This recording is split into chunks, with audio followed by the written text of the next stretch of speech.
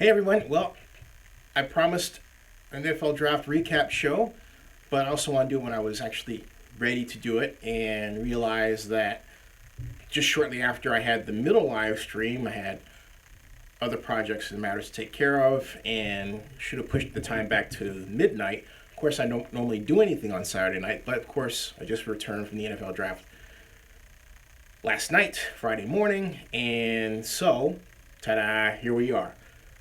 Now, on top of all that, the National Football League kind of takes its time in releasing that great flow of information that you can only get if you are a member of the NFL press corps.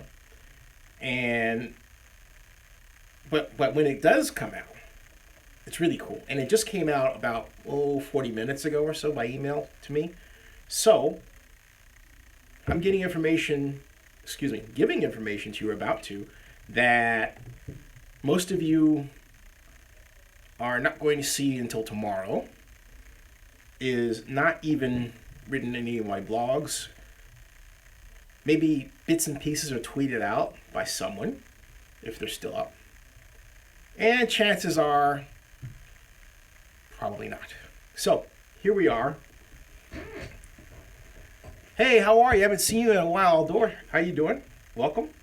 I would say welcome, everyone.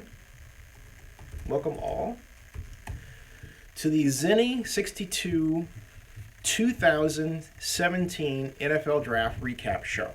Not just about the Raiders, but about the draft, period. Yes, I agree. I will get some rest. You sound like my mother.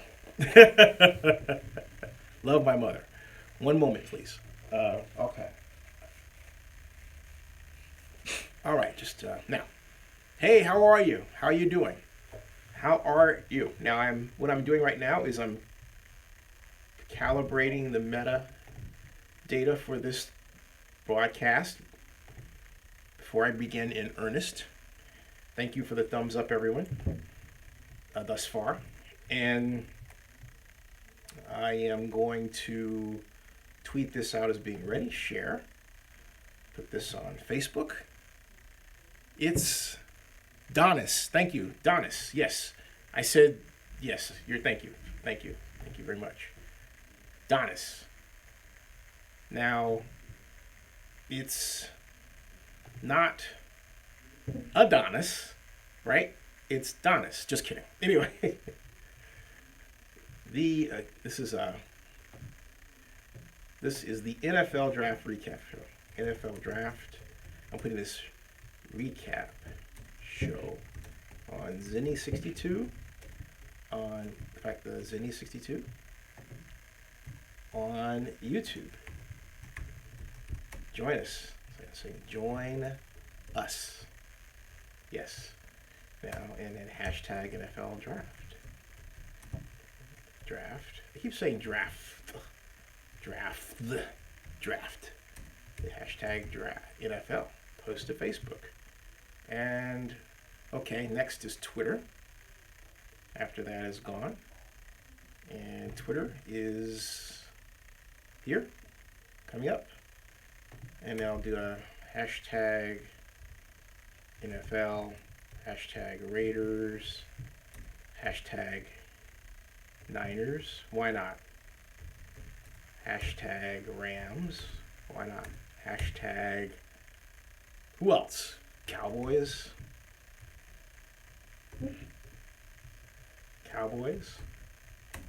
Hashtag who else? Bears. All right, done. Okay. And so, saying hello all. Hello all. Hello. And it's funny, you guys are sending things through, but I'm not seeing anything in the live chat. Hi, okay. All this is now coming in delay. That's interesting. It's not your fault. Okay. Okay. It's not your... Okay. Let's recap from start to finish. Well, Airplane, I'm actually going to do this in a different way. I'm not going to do it that way. I'm going to do it based on what the NFL sent to NFL media. And there are a number of pages here that I don't know what they contain, so it's a surprise to me. But I did see one page, which I'm going to start with, I thought was fascinating. So here we go. And it is this. It is basically, it's the recap page. And first of all, we're going to start with the colleges. I'm going to give you a rundown of the colleges and the number of players the college had selected. This is in alphabetical order, okay? Alabama had 10. 3 were underclassmen. Hey, how are you doing, Go Cubs? Alabama State 1. Albany State, Georgia 1. Arizona State 1. Arkansas 3. Ashland 1. That was an underclassman. Arkansas 3. I said that. Auburn 4. 1 was an underclassman. Baylor 1. Baylor 1. Interesting. Boise State 2. 1 was an underclassman. Boston College 2. Brigham Young 1. Bucknell 1. Buffalo 1. California, Cal 3. Not bad. Central Florida 1. Chattanooga 1. Cincinnati 1. Clemson 6. Coastal Carolina 1. Colorado 4. How about that? Connecticut 1. Drake 1. East Carolina 1. East Central 1. Eastern Michigan 1. Eastern Washington 2. Florida 8. 8. Okay, for Florida. Florida Atlantic 1. Florida International 1. Florida State 4. 2 were underclassmen. Georgia 1. And that 1 was an underclassman. Hey, how you doing, Go Cubs? Georgia Southern 1. Georgia State 1. Georgia Tech 1. Grambling 1. Houston 3. 1 was underclassman. Illinois 1. Indiana 1. This is something else. This is eye-opening. Iowa 4. Kansas State 2. 1 was an underclassman. Kutztown 1. Lamar 1. Louisiana State 8. 4 were underclassmen. Louisiana Tech 3. 1 was an underclassman. You're right. Louisiana Lafayette 1. Louisville 2. Memphis 1. Miami 9. 9. The U 9. Only one ahead was Alabama. Miami had 9. 3 were underclassmen. But Michigan, okay, Alabama had 10, right? Get this. Get this. Michigan had 11. 11. 1 was an underclassman. Michigan State, 2. Both were underclassmen. Minnesota, 1. Mississippi, 4. Mississippi State, 1. Missouri, 1. Nebraska, 1. Boy, big difference for the Cornhusker program. Big difference. North Carolina, 6. 3 were underclassmen. A lot of those. North Carolina A&T 1. North Carolina State 3, 1 an underclassman. North Carolina Charlotte 1. Northern Illinois 1. Northwestern 2, 1 an underclassman. Notre Dame 2, 1 an underclassman. Ohio 2. Ohio State 7. 5 were underclassmen. 5. Ohio State, Oklahoma 4. 2 were underclassmen. Oklahoma State 2, 1 underclassman. Penn State 1. 1. Pittsburgh 5. Pittsburgh had more than Penn State. 20 years ago, that would not have been the case. Wow. Pittsburgh had 5, 1 underclassman. Purdue 1. The Boilermakers 1. San Diego 1. San Diego State 3. 3. Okay? 3. South Alabama 1. South Florida 3. Southern Cal, USC 5. 2 underclassmen. Stanford 2. 2 underclassmen. There you go, Brian. And we are almost to the bottom of this. And wait a minute, that's is that it? Can't be. Wait a minute. Hold a second. That is, it's not moving anymore. It says page 3 of 5. And holy Nicole, it froze on me. What's going on here? Okay, never mind. Okay, Temple had 3. Tennessee 6. 3 underclassmen. Texas 1. Texas 1. Texas A&M 5. Texas Christian 1. Texas Tech 1. 1 underclassman. Texas El Paso 1. Toledo, 3. Troy and Tulane, both 1 apiece. UCLA, 5. Utah, 8. Utah, 8. Again, Utah, 8. 2 underclassmen. Utah. Utah State, 1. Vanderbilt, 2. 1 underclassman. Villanova, 2. Virginia Tech, 4. 1 underclassman. Wake Forest, 1. Washington, 5. 4 underclassmen. Washington State, 1. West Georgia, 2. West Georgia? West Virginia, 2. Western Kentucky, 2. Western Michigan, 3. Wisconsin, 3. 3. And we've got, this is wild. I mean, who'd have thunk it, right? I mean, seriously, wow. This is something else. We've got, hold on a second here, folks. This is freezing on me again. Wait a minute. Youngstown State,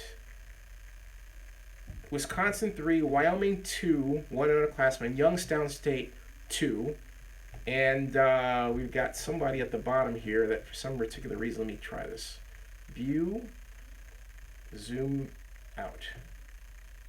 Yeah, that's it. The total, 253 selected players, 67 of which were underclassmen, which, just a quick eyeball, you would say maybe about, rounded, 7 times 3 is 21, 30%, maybe about 28%, just eyeballing it underclassmen, okay? There you go. It's quite interesting.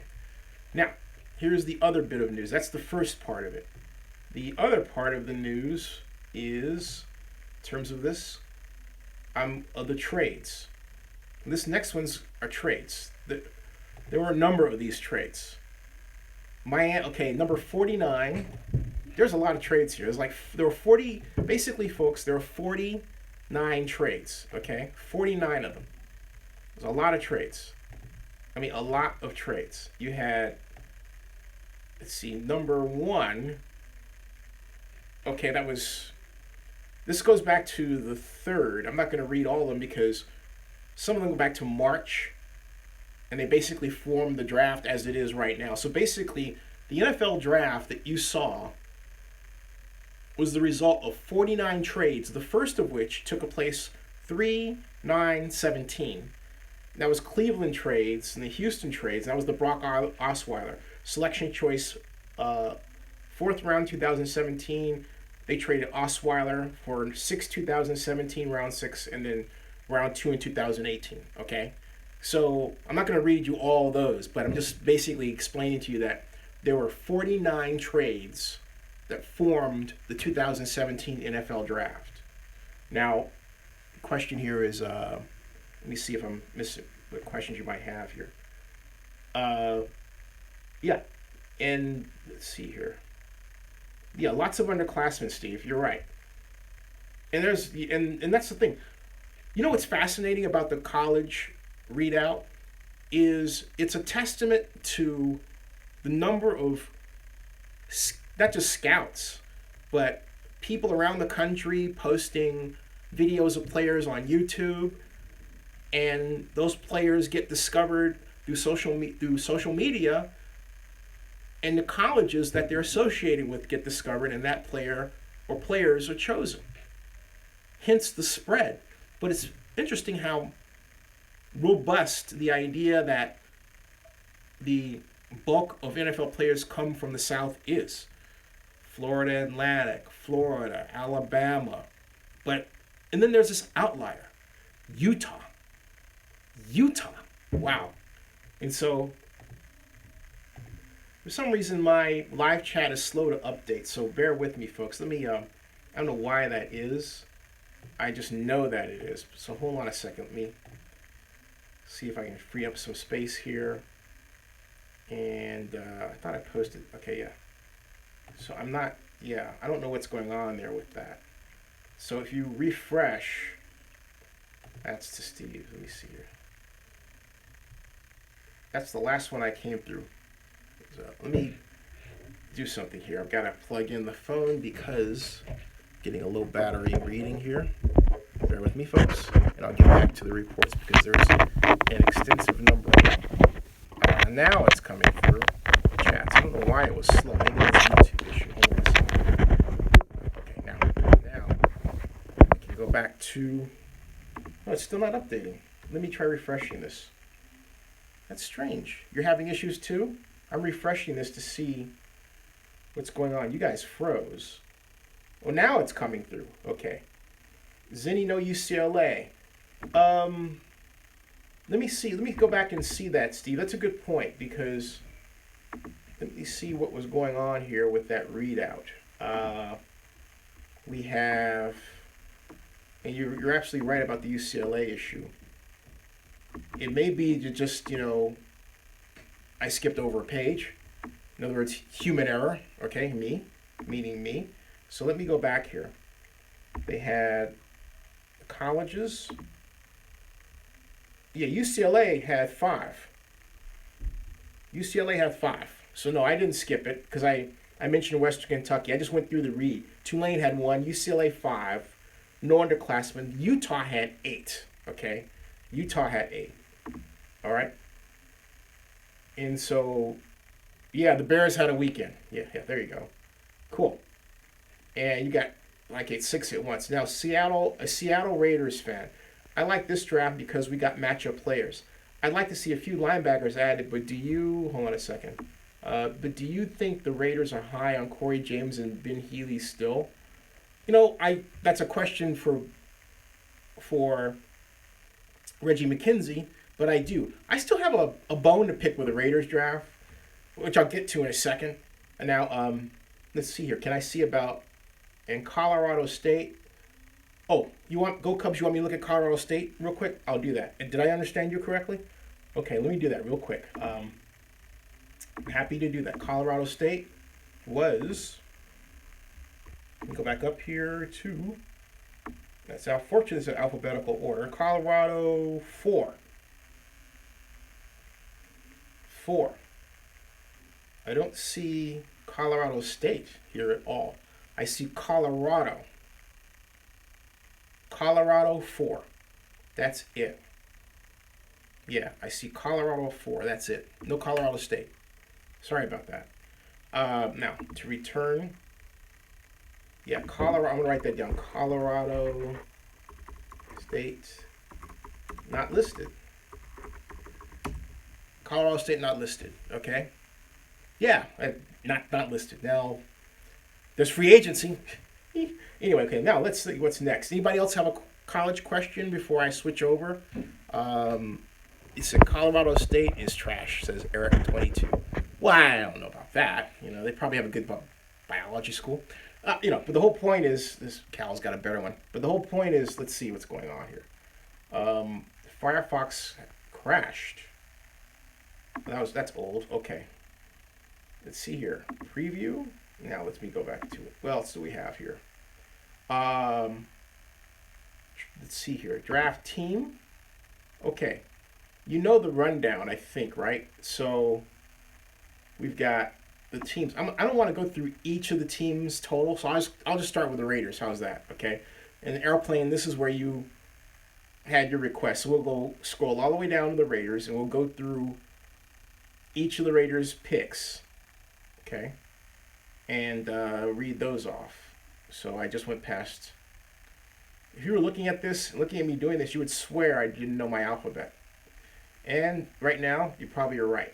So MNOP, because it should have. There's the New England, and let's see here, the Saints, the Jets. There we go, the Raiders. Now, okay. The Raiders start off, as you know, with Gary Connolly, defensive back, Ohio State, number 24 overall. Then Obi Melifonwu, defensive back, Connecticut. Eddie Vanderdoes, defensive tackle, UCLA. David Sharp, tackle, Florida. Markel Lee, linebacker, Wake Forest, pick number 168. Then 6 was choice to Arizona. Pick number 7, they had 3 picks in the 7th round. They took Shalom Luani from Chicago through Arizona. That was a Washington State defensive back.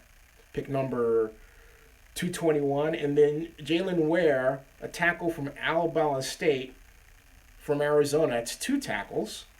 Pick number 231.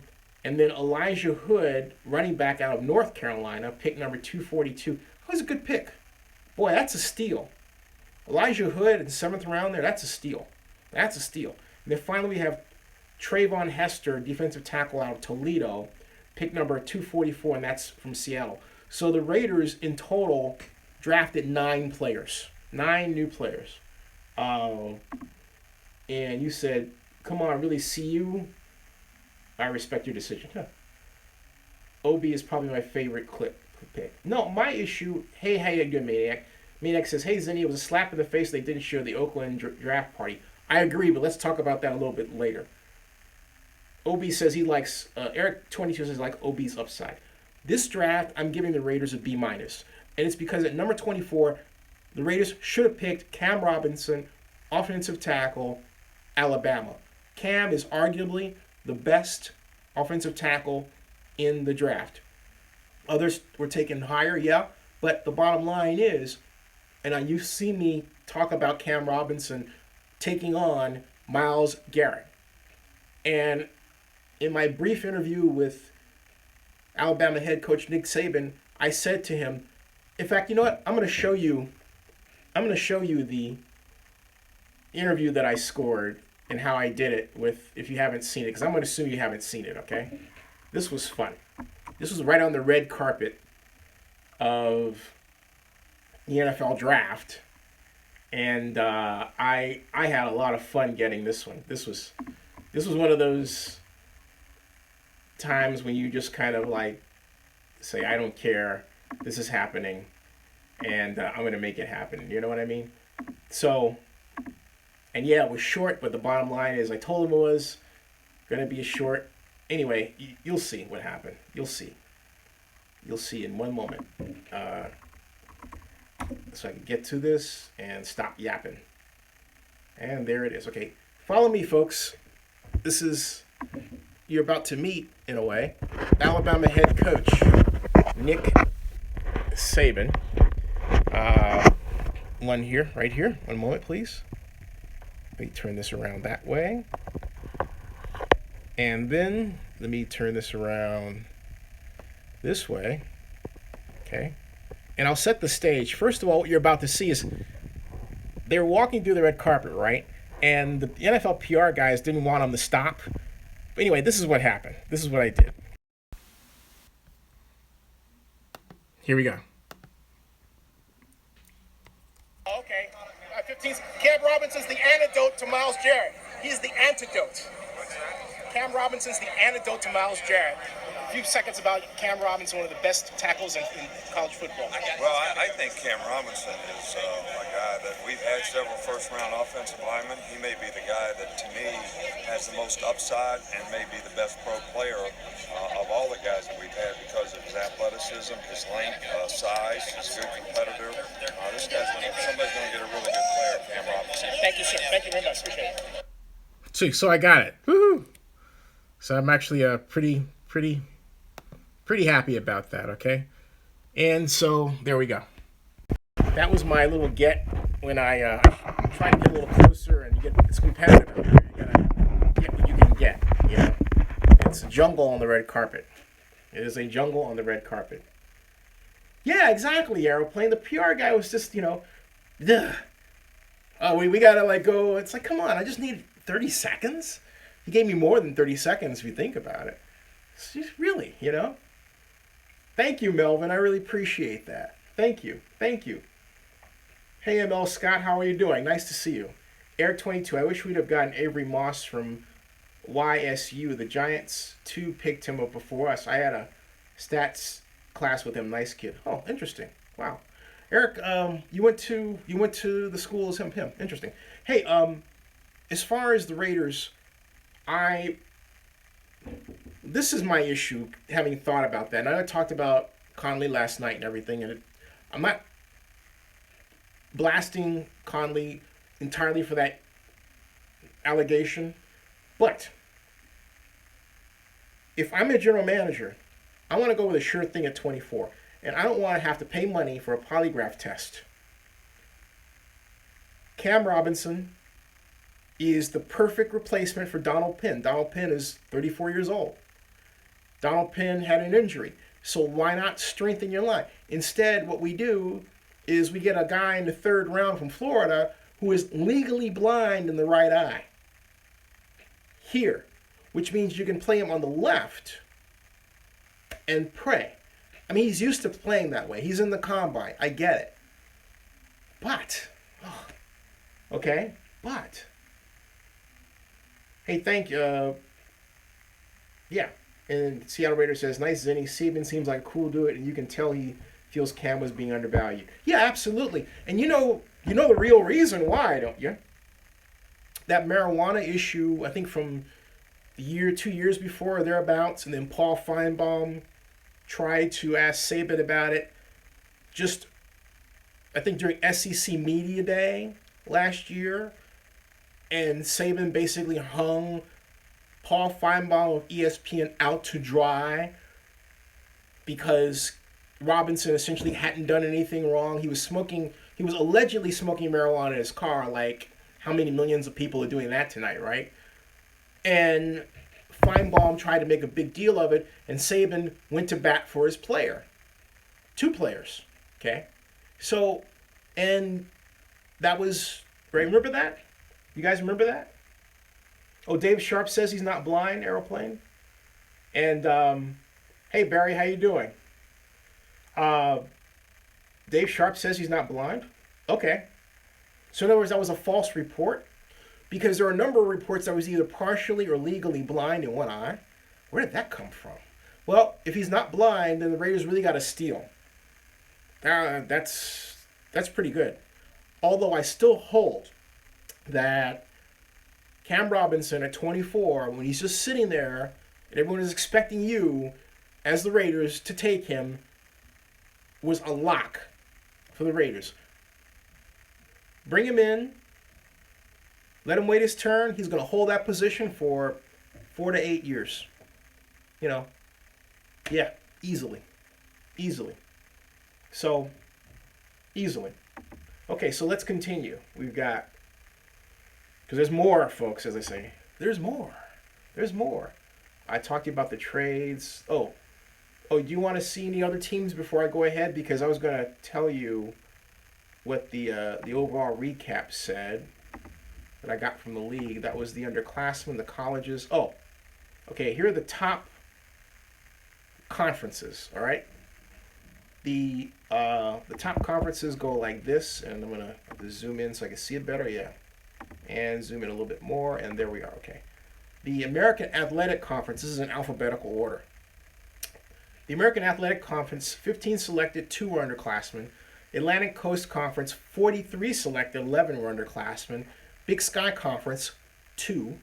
Big South Conference, 1. Big Ten Conference, 35, 11 underclassmen. Big 12 Conference, 14, 7 underclassmen. The Colonial Athletic Association, 2. Conference USA, 9, 2 underclassmen. The Great American Conference, 1. The Great Lakes Intercollegiate Athletic Conference, say that 3 times really fast, 1 underclassman. The Gulf South Conference, 2. The Independent, 3, 1 underclassman. Mid-American Conference, 11. The Middle Eastern Athletic Conference, 1. The Missouri Valley Football Conference, 2. The Mountain West Conference, 8, 2 underclassmen. Not bad for the Mountain West. The Pac-12, 36, 11 of which were underclassmen. The Patriot League, 1. Yes, I did say that. The Patriot League, 1. And that's it. The Pennsylvania State Athletic Conference, 1. The Pioneer Football League, 2. The Southeastern Conference, 53, 19 underclassmen. Woo! Southern Conference, 1. Southern Intercollegiate Athletic Conference, 1. Southland Conference, 1. Southwest Athletic Conference, 2. And finally, the Sun Belt Conference, 5. So that's, again, 215 players, 67 underclassmen, but 53. Wow. 53 from the Eastern from the SEC. Of that 253, you basically had, yeah, you had something like, 15% somewhere in there from the SEC. It's not 15, 18% from the SEC, something like that. So whatever that works out to be, I'm just eyeballing it. All right. Hey, welcome aboard. Thank you very much. Thank you for welcoming the person, Golden State Raider. Now, that's the one draft preview. We've got what else? I gave you the college rundown over there. Okay, so the college. Now here's the position rundown. That was at the end of round 7. These are the positions for the entire NFL draft. All right, we had 5 centers, 10 guards, 18 tackles, 4 underclassmen, 23 defensive ends. You hear me? 23 defensive ends were taken, 5 were underclassmen, 19 defensive tackles were taken, 6 underclassmen, 32 linebackers were taken, 6 underclassmen, 3 kickers, 1 nose tackle. 32 wide receivers, 13 of which are underclassmen, 56 defensive backs, 14 were underclassmen, 29 running backs, 13 underclassmen, 1 long snapper. Why?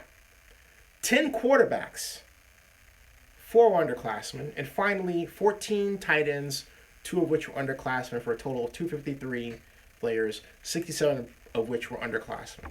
Okay? I give you the college rundown. So let's see what else is there in this bag of goodies. Any other questions you got before I continue? Zenny, why couldn't we move back and still draft Conley and pile draft picks? I'm not of the opinion we actually needed Conley over Newton. Excuse me. I'm thinking, I said Cam Robinson is what I meant, and I was thinking Cam Robinson instead of Cam Newton. But I'm not there. Brian says no whiner talk here. Whiner or Niner? What grade would you give the Raiders? I give them a B minus. I'm going to give them a solid B, not a minus. Because the pickup in the 7th round of North Carolina running back, scat back, that was a good one. That's a sleeper pick right there. That's a classic sleeper pick. That running back may end up starting. Okay? That's a sleeper pick there. Now, Jordan, let's see. Our playing Blue says offensive tackle wasn't a bigger part of me as cornerback, if that helps. I disagree, our playing. Our offensive tackle, Donald Penn, had an injury, okay? And he wasn't playing up to snuff, and then, he's 34, right? And he came back. I mean, he wasn't playing at 100%. And, he was playing well that's last year, okay? With some minor nagging injuries. Minor, questionable nicks and dings, right? But he never gave up a sack the entire season, and then did. And that messes with your psyche. But my point is, I don't want to get too off the track. The bottom line is, when you get to 34, you're past that age where a coach like Bill Walsh would say, you know what, I'm going to let you go before you're past your prime. Donald Penn is at that point where it's arguably appropriate to start questioning if he's past his prime. Having a player like Cam Robinson come in is a sign of the Raiders' intent to get better at that position. The Raiders are arguably rich at defensive back already. It wasn't a weak point. The Raiders' weak point, I contend, is scheme-oriented and not personnel-oriented. And they can keep trying to find players to fit their scheme.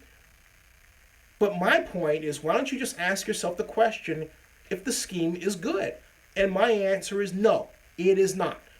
Last preseason, I made a video attacking what has been a problem with the weak side edge rush or off tackle, off point of attack plays where you're going one way and then come back and you take advantage of that crease that opens up on the weak side.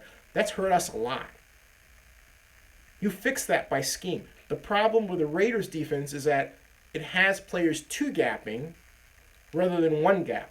And I know Bill Belichick likes two gaps and everything. I am not a fan of two-gap defenses. I cannot stand them. I'm sorry. Two-gap defenses are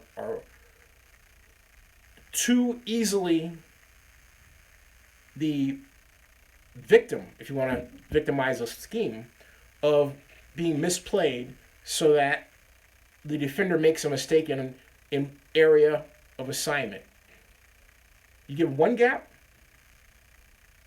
easy to diagnose the problem, easy to fix, you're off to the races.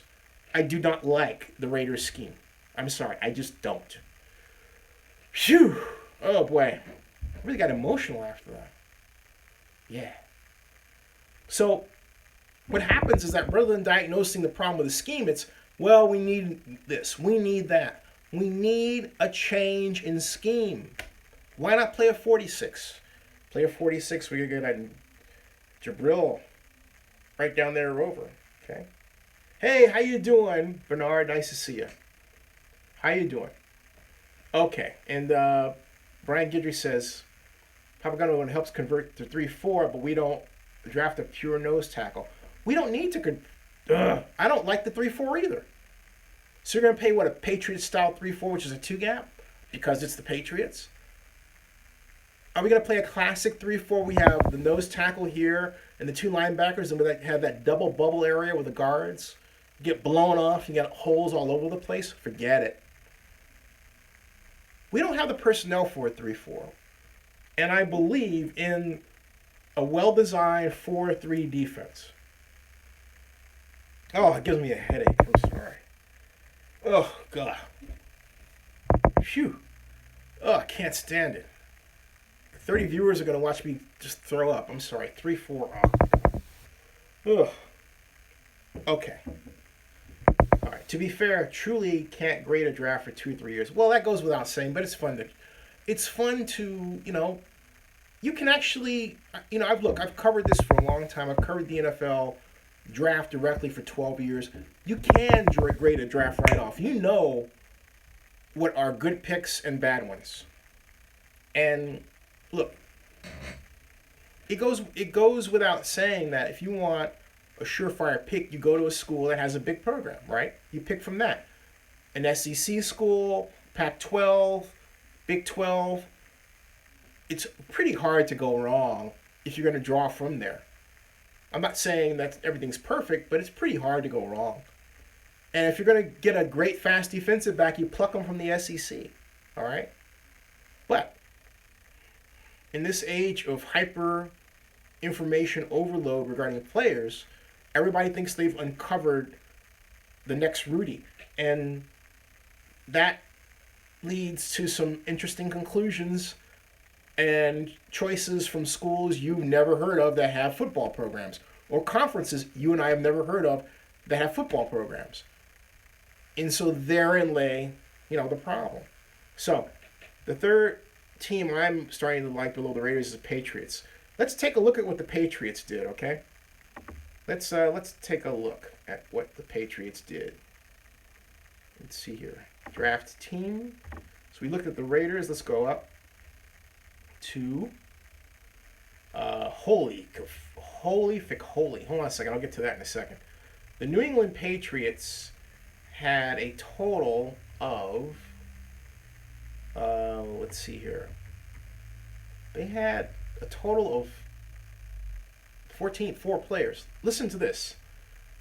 This is what the New England Patriots did in the draft. Are you ready? Round 1, choice to New Orleans. Round 2, choice to Carolina. Round 3, Derek Rivers, defensive end, Youngstown State. Pick number 83, okay? Round 3 again, Antonio Garcia, tackle, Troy, number 85. That was from Detroit. The Derek Rivers pick was from Tennessee. Number 3, choice to Detroit. Number 4, choice forfeited from New Orleans. Number 4, Dietrich Wise, defensive end, Arkansas. That's pick number 131. Number 4, choice to Indianapolis. Number 5 choice to Green Bay through Cleveland and Denver. Number 5 choice to Kansas City. Phew! It's a lot of choices. Now, we all saying? Let's see here. Patriots didn't do anything in the draft. They got only in free agency.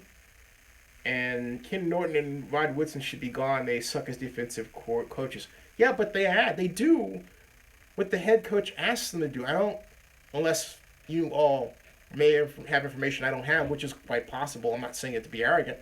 If you do, let me know. I don't get the sense that Jack Del Rio is letting Ken Norton freelance on defense. Okay. Golden State Raider. Patriots pick and know how to develop players. Brian Guidry. Patriots spent their offseason preparing for the Raiders, if you notice. Interesting. Now, here's the deal regarding the Raiders' defense. Jack Del Rio and Ken Norton both come from the USC School of Defense, which is the two-gapping four-man front, which I'm not in favor of. But I've read about that scheme, and that's what they know. I'm in favor of the one-gap four-man front, the kind of Rod Marinelli style of defense, the style of defense that was popularized by Bud Carson when he was with the Steelers, and then the style of defense that really goes all the way back to the Lions of the 50s and the great 4-3 teams coached by Tom Landry when he was the defensive coordinator for the New York Giants under head coach Jim Lee Howell, and that's in the late 50s, all right? I go back that far. Then Landry came into Dallas and created the flex defense. So I believe in gap control. 88 keys. You can see and Ernie Stautner showed me how this works when I was invited to the Dallas Cowboys headquarters as a kid. Did I ever tell you that story? About my trip to the Dallas Cowboys headquarters when I was 17? Yes or no? Did I? Anybody? Anybody? Oh, Maniac said something. A Maniac, I'm excited for Beast Mode, but can't get really excited for the season knowing they're moving. I agree with you, Maniac. But did anybody, I show you about I did? No. I told you about that? Golden State, I told you about that? Okay. And Barry Lee says no. All right, Barry Lee, here's the story. All right. Folks, I'm a Dallas Cowboys fan from Tarleton. I think Golden State Raider, you're right. I did allude to that. But let me tell you this story. In fact, Golden State, I'm glad you have that good memory, because I did. But anyway, I'll tell it again. I was classically not a football guy. In fact, at the age of 6, my grandfather said that I should play football, and I said that I didn't want to play because all the black folks were playing. I wanted to coach. I recognized the racial disparity at 6 years old, and it turned me off. Just being honest. So I was always into other pursuits. I was into urban planning, civil engineering, that sort of thing. Then my mom met Otis Sistrunk. That's right, University of Mars, Raiders nose tackle, not dating, friends. And in 1976, early on, he came over to our place, and thank you at Golden State. He came over to our place, and I was upstairs. I had a room full of Star Trek stuff. I had a huge poster of the Enterprise bridge crew. I was in love with Lieutenant Uhura and Nurse Chapel, and that was my thing. I had the Star Trek Enterprise drawings. I had the whole 9 yards. When I wasn't into that, I had a Nikon camera, and I was taking pictures, and I was, taking still life photographs. So I went down to talk to Mr. Sistrunk, and I asked him if he knew anything about cameras. He said he didn't even know how to use a camera. Okay, and live long and prosper. But I digress. And so I realized, to make a long story short, that if the man were going to be in our places, I realized I couldn't really talk about him with anything, right? So I said, Mr. Sistrunk, it was nice to meet you, and I went upstairs into my cave, right? And so I was at a store called Crocs in Britanno with my grandmother, and I saw a book called, and I was at the time 15. I saw a book called The NFL's Encyclopedic History of Professional Football. And I paged through, and of course, I saw Otis Sistrunk. But at the back, there was a section called A Diagram History of Pro Football. And um, and so in that, and I wish I had the book here, there was a page on Tom Landry and how Landry applied feedback and control theory in engineering to football. It talked about the multiple offense, pre-shifts, which goes back to Amos Alonzo Stagg, and then of course Red Hickey, and the use of the shotgun. But the Cowboys were the first to popularize the normal use of the shotgun. And then it talked about the flex defense and showed how you had the linemen off the line depending on whether you thought the run was going to go up left or right or up the middle, right? Okay. So anyway, I became hooked. I subscribed to Dallas Cowboys Weekly, which in those days had the center spread of the Dallas Cowboys cheerleaders. Oh. Anyway, it's a teenager, okay? But then when I was 16 going on 17, I wrote a letter to Ernie Stautner and to Tom Landry. And the question was, what are the keys in the flex defense of Bob Brunig from Arizona State, the middle linebacker? What does he see if it's, for example, a formation with a fullback? I was descriptive. To my surprise, okay, Brian says them pages got sticky. No comment. At any rate, I think it's smart for me just to move on from that one. But the whole point is, the bottom line is, I'm sorry, but the bottom line is that the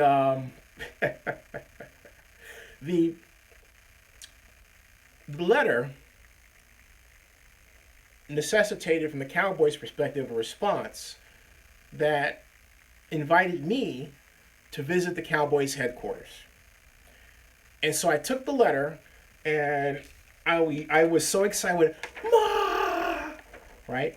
And so my mom worked for United, and so I could travel, and so she got to pass me on American because United didn't go straight into Dallas in those days, and she got me a hotel at the Hyatt Regency Dallas by myself, and I went down to the Cowboys headquarters. Then was located at 6116 North Central Expressway, and it's a tower building, 11 stories. The Cowboys are on the 11th floor.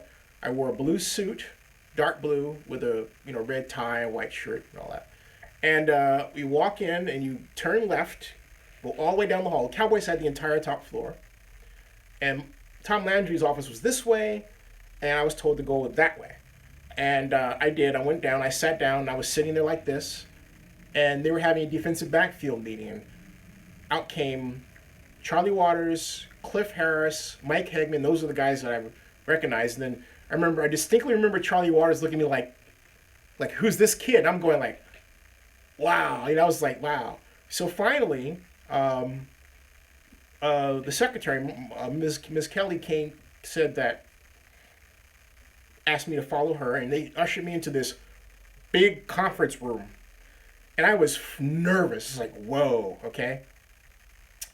Sat me down in the middle, and they gave me 6 reels of film.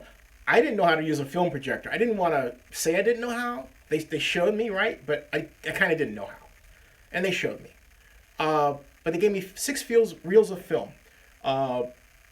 Dallas defense versus the I formation, 1. Dallas defense versus the I formation, 2.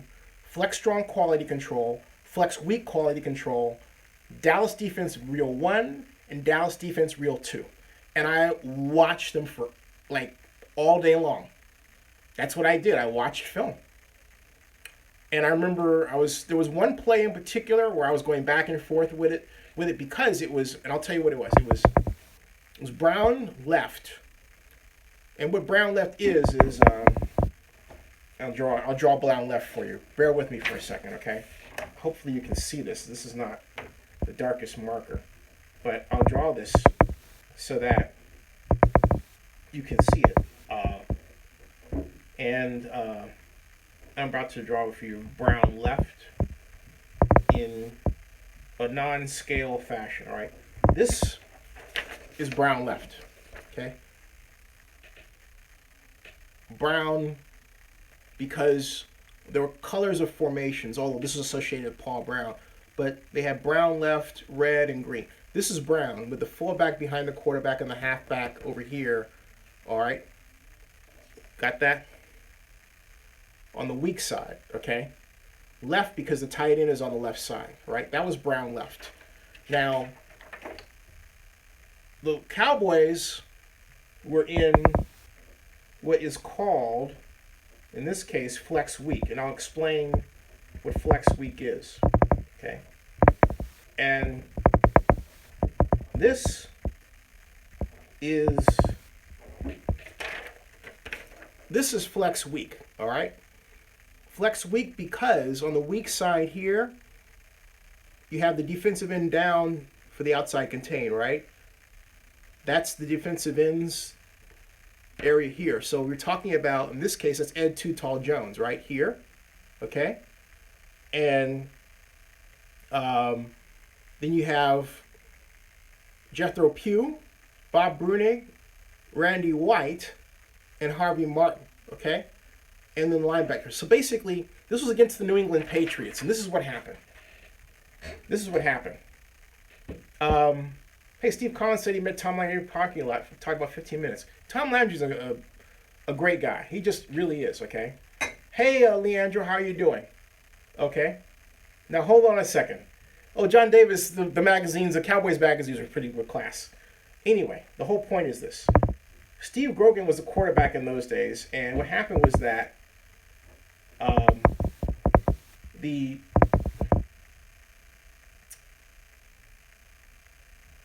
Cowboys were lined up in the defense I showed you, okay? And, oops, excuse me, went the wrong way. Sorry about that. It was the other way, this way. That was correct. Oh, what happened was this way, okay? That went like that. Sorry, I drew the direction the wrong way, but what happened was that Sam Cunningham here took this handoff, Randy White right here, hit Randy White so hard that he was frozen. Bob Brunig was frozen by the center, and before, yeah, that's what happened. Before White could actually close, or Brunig, what happened was that, here we go. Yeah, that's it, right there. What happened, back to this, okay. What happened was that these defenders flowed here and here, okay? Like there, okay? Harvey Martin went here. Randy White was supposed to move into this, but he got hit so hard by John Hanna, he went nowhere. Bob Brunig tried to flow, got blocked, and everyone else was flowing, but this, what happened was this, okay? You're supposed to flow, you're supposed to flow in this direction, right? So in other words, Randy White here, sorry about that. Randy White here was supposed to be in this gap. John Hanna hit the crap out of this guy. He blocked him so hard that Randy White could not move. So meanwhile, all of the defense here is flowing in this direction. Randy White can't move, so you get this hole. The hole was so big that John Marks could have walked through it. 56 yards, touchdown. I went back and forth, back and forth, back and forth with the film. Back and forth, back and forth, back and forth. Looking at the flow. Looking at the flow. Looking at the flow. Looking at the flow. Boom. Film broke.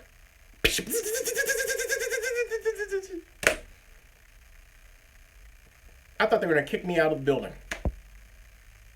I froze like this. I went, oh. And so I sat there in the dark for what must have been 5 minutes, but it seemed like an eternity, thinking of what to do. I thought, what can I tell them? You know, I was thinking of a lie, right? And then something just kind of came over me, and it said, tell the truth. Because, you know, really, what did you do, right? You didn't do anything wrong. So I hit 0, called the front office, and said, hey, I was watching this, and the film broke, and the voice I got on the other end of the line was, oh, it's okay, it happens all the time. And so Gus comes up from the film room, takes it, fixes it like that, comes back, all done. No problem. I learned a lot that day. I learned about how good it is to tell the truth, you know, and how you tell the truth, you think something's going to be really bad, and it turns out it's the reverse. It's actually okay. And people respect you for it. I learned that. I learned that before, but never, you know, on my own, away from home like that. I've been away from home on my own, but it was always, you know, visiting my relatives, but not like that. That was a business trip, if you think about it, right? And I was in, you know, high school on my own. That was a valuable lesson. So, a little bit later, Ernie Startner came in. He goes, so, how's it going? Late Startner, great deal, great man. So what do you think? And I told him about the Cunningham 56-yard touchdown and how his being stopped by John Hanna, Randy White's, basically caused this literally chasm to open the defense. He goes, that's good, you know. But my point is, that's why I like single gap defenses, because you can easily diagnose who did what wrong, particularly in a defense like the flex. You don't have to have a lineman off like that, but just assign them the gaps. Like Tony Dungy's defense with the Buccaneers or the Colts, right? That sort of thing. So anyway, I'm sorry. But anyway, there's my story. And that's how I learned to love the single gap defense. So anyway. Sorry for the long story, folks, but, you know, hey, it happens. Zensters understand, I think. Steve Collins, great stories, and you carried it with your whole life. Hats off to you. Thanks, you know. Which modern defense do I prefer? The 46. No, flow is not... That's a great question, John Davis. Is flow good or bad? Flow is necessary. In fact, no, let me take that from an entirely different perspective, okay? And it goes to the origins of the flex defense in the mind of Tom Landry. Coach Landry is incensed that one man, specifically Jim Brown, could gain more running than his entire offense or anyone else's. So Landry's, if you like, obsession was in stopping Jim Brown, Jim Taylor, the Run the Daylight teams. Because prior to the Run the Daylight that was popularized, well, by, if not created, by Vince Lombardi, right? And you say, what's Run the Daylight? Run the Daylight is you see a hole anywhere, you go into that hole, versus, you know, a variation of what I showed you, you go into the hole you go into the hole that you're assigned to, right? Run the Daylight is, if I see a hole over here, I'll take it, that sort of thing, right? You don't quite know where you're going until you get there. That caused problems for Landry's early defenses, many coaches, particularly when Jim Brown was running it.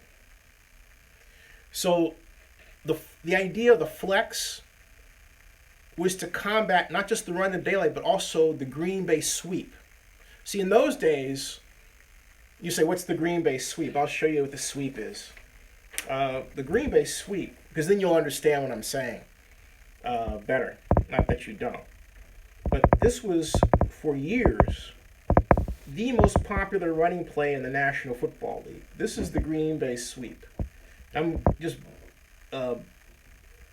giving you a very rudimentary look at the Green Bay sweep from the weak side run. And in how it works, okay? And so, hand off here, okay, there, and like that, okay? And then block here, and flow, and then flow. Okay, so here we go. This is the green bay sweep. All right, you ready? This is the green bay sweep. This is what we call red formation. This is red right, because the halfback, green right, because the halfback is over here where the tight end is, all right? This is green. We hand off right here, okay? And we note that both guards pull. The lead guard takes on the outside linebacker. The offside guard runs interference up the middle. You always hear the term, in the alley, right? That's what this is. Tom Landry developed the flex defense to flow better. John Davis, flow.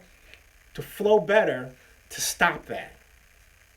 That was why Landry came up with the flex defense, so that the defense flowed better to stop the sweep. Something that the 3-4 defense does well too. That's why it's great to stop the sweep. Teams don't run the sweep a lot anymore. You would say, what was it that killed the Green Bay sweep? It wasn't so much that it was dead as basically the Dallas Cowboys under Jerry Jones as owner and Jimmy Johnson as coach popularized the direct smash mouth brand of football. And, the NFL being a copycat league, everyone went to that. So it wasn't so much that the Green Bay sweep was dead, all right? However, there are defensive linemen like Myles Jarrett today that are so fast off the ball that let me show you something.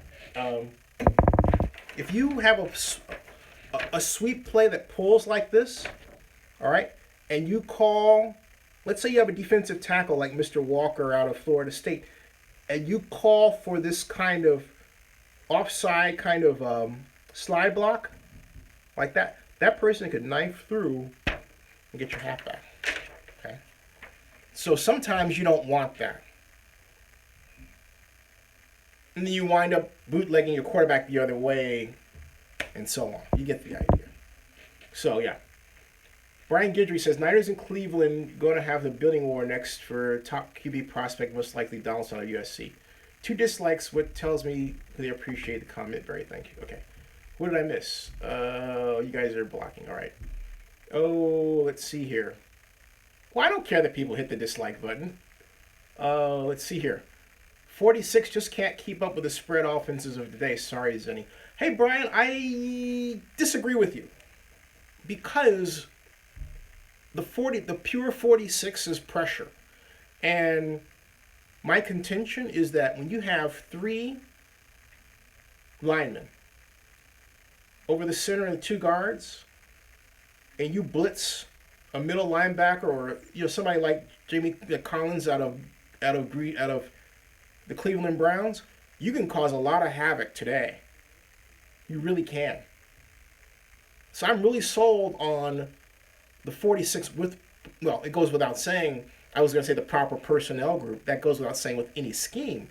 But in particular, the 46 with the proper personnel group can apply relentless pressure to an offense even today.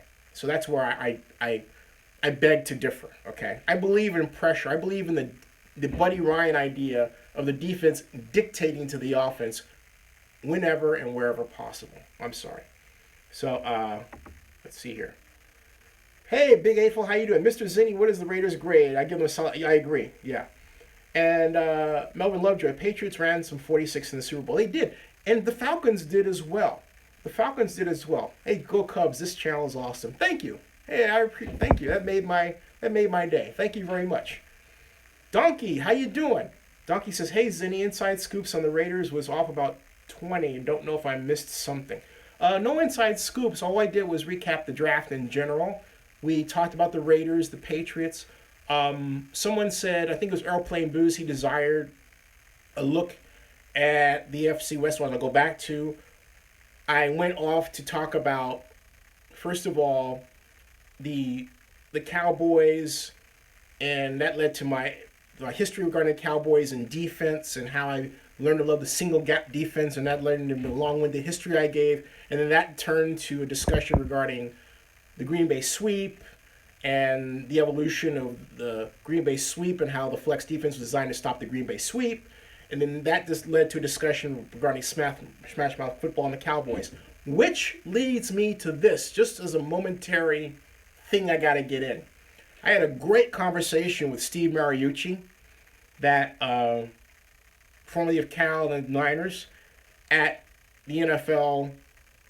In fact, I should play it for you. All right, let me play it for you, because you're gonna. I loved this conversation. This was one of the highlights of my time at the draft. I mean, we're talking about the recap with the numbers and all this, but this is an interview, and I've known Steve for years now. We go back to when he coached at Cal, and I interviewed him. Just a great person to know. A lot of history. Wow, a lot of history. But I want to share with you our talk. In fact, I think you're going to get a chuckle out of this entire deal. This was so much fun. So yeah, bear with me for a moment, please. You guys are going to love this. I'd be surprised if you didn't. That's the commercial. Hey, I got a commercial. Money. Ding. Hold on a second. All right. Now I'm going to fast forward to where I see Mariucci. There's Brian Billick. There's Jason Cole and David Shaw. And there's Steve Smith. In fact, you know what? I'm going to show you first my Steve Smith conversation, okay? Because I think you'll find that interesting as well. Hold on a second. Here is Steve Smith of the NFL Network, formerly one of the best wide receivers in NFL history. Hold on a second. This is Steve Smith. Okay. Steve Smith, folks. I think he is really going to push them. He's throwing out all that stuff that was in there before. He's about business. I love what Tyrod has done. I love the way he's advanced. I love the way he's coming out of Virginia Tech. He was a dual quarterback, really erratic. And now, the last couple of years sitting behind Joe in Baltimore, he worked on his game. He worked on it tremendously. And then he comes in Buffalo, and he's out there dropping dimes. And he's doing a great job. I think the way he was treated was unfair, but that's part of the business. He handled it the right way. He's out there rehabbing his tail off. And you get what you pay for. And I thought what they paid for, they got in there. And I think they saw that. So that's why they moved on from Coach Rex. And I think they got a better coach now. And I'm biased because I've coached, I've played against him, I went against his defense. I've seen how the way he's maneuvered and operate. And I think he's going to be a coach that really changes things around in Buffalo that you guys need. For Tyrod, what's the next step for him to solidify himself there? I think they got to put some people around him that make him comfortable. The draft is an opportunity, if you have the chance, to put guys around your quarterback to make him comfortable. And he wasn't very comfortable last year. There's some games that you guys lost that wasn't on him. There was some coaching issues. There was some player issues. But it wasn't necessarily one player. You win as a team, you lose as a team. Mike Williams, Corey Davis, what do you like? Is there a separation there between those guys? Yes, there's a separation. There are two different types of players. Mike Williams is a tall guy who's a jump ball guy. Corey Davis can run around you, can run through you. And he also can be a speed guy at times. Mike Williams is not a speed guy when you compare him to a Corey Davis or a John Ross. Is that the way you see Buffalo going, trying to get a playmaker there at times? I mean, if you want to keep your job, you better get some playmakers, either offense or defense. Steve. Curtis Samuel. You asked me again. Curtis Samuel,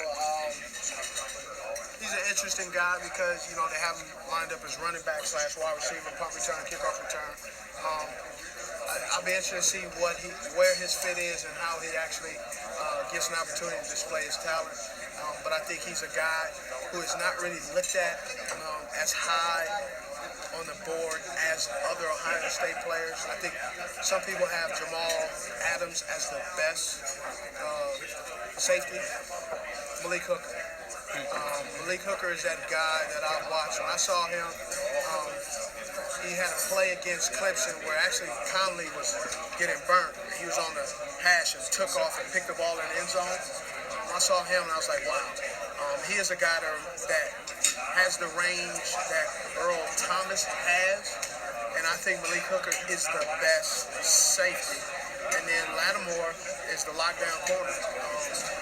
I think it's shocking though, but you guys weren't in the championship game, but defensively, you guys have some unbelievable guys it's pretty cool to watch, and I'm excited to see those guys play. The question going to be now is how does Ohio State fill those shoes with those boys? Because those guys, you can't just, you can say you got some guys that can step up, but those guys are 5+ year starters in the league here immediately. Former wideout yourself, what do you think about who's the top wideout in this class? As far as what I think is the top wideout and who I think will be a top wideout, I think the top wideouts are the guys who they have Corey Davis, Mike Williams, John Ross, Juju Smith-Schuster, they got Kevin Cook, they got KD Cannon. It's a number of wide receivers. The guys who I think will end up outlasting the guys you expect will be the guys that are taking the 3rd and 4th round. That's right. Because there's such a strong defensive class that is moving down the offensive guys way down the chart that unfortunately happens. What's your personal take on Corey Davis? I think he's a good player. It's hard to really nitpick his game. Hey, Mr. Smith, my viewers want to know what you think about Marshawn Lynch fit with the Raiders, assuming they are able to sign him. I don't know. I think there's a void, and I think he can fill that void. And do you think that he could be the every down back, or? I think they'll figure that out in training camp. We can sit here and say what we think, but I don't think it's fair to say he can or he can't until you start to see what he's doing on the football field. Right. And another one of my viewers, and me, are big Cam Newton fans. What do the Panthers need to add on offense this year to complement what he does that they don't have already? Keep him upright. I think it's Can I high five you on that one? Yeah, Absolutely. I think it's very hard for any quarterback to complete a pass if he's on his butt. I think you gotta keep him comfortable. If you don't keep your quarterback comfortable, he's not stepping in the pocket, he's not stepping up, and he's not gonna follow through with the throw. Do you think that he was treated fairly regarding the whole? I mean, we all. If you take a poll and you poll the right people, you get the answer you're looking for. Well said. Well said. What is the future for Mr. Smith? You want to have your own media company? Because you go in a lot of different directions. I'm working for NFL Network, and then I'm enjoying being a dad. Nice. My mother says specifically she says tell Steve Smith when I see him, he's my favorite player. Oh, tell her. So I just want to, Tell your mother she's unbelievable. And she said she couldn't understand. She said, the Panthers got rid. What Tell your happened? mother she's unbelievable. Oh, my mother is unbelievable. And I'm her biggest fan. You got it, man. Hey, great to meet you, man. Appreciate it. You got it. Cool. Let's go over and give Steve Mariucci a hard time. We gotta get over to him at some point.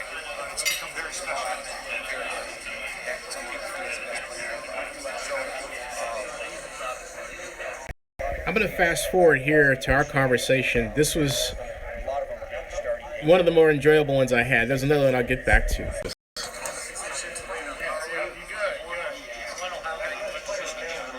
Grow that team to add to that.